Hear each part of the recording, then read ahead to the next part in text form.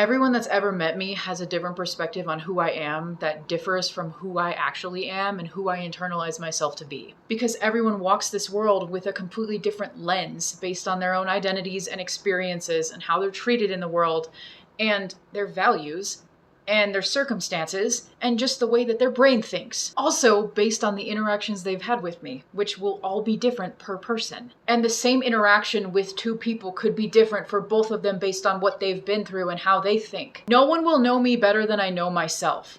That is why it is so important that I get to know myself and that I'm confident in who I am so that I don't internalize what other people are saying and thinking about me.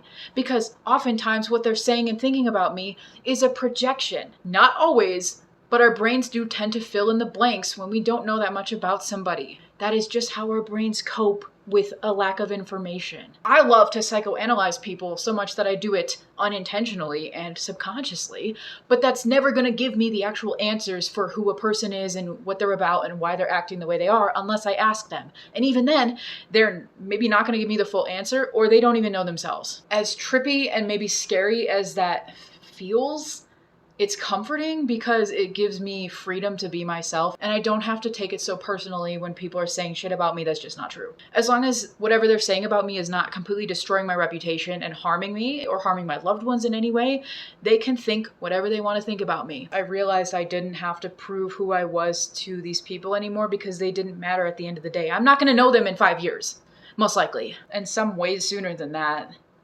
Fingers crossed. But I'm gonna know myself in 5 years. Some of this thinking started with me when I watched the Barbie movie because 3 people told me that I would hate the Barbie movie and I couldn't figure out why. And then I held a grudge against them for that because why were they projecting this idea that I would hate it? They don't know me. They could have just asked, what kind of movies do you like? And it really wasn't about the goddamn Barbie movie, of course. Just like when I was training for a new job years ago and my coworker told me that I would love working at a psych hospital. And I was personally offended by that because that is like my nightmare from hell as a former child psych patient. They were filling in the blanks based on their first impressions of me. And first impressions are not really the best indicator of character once you separate that from discernment.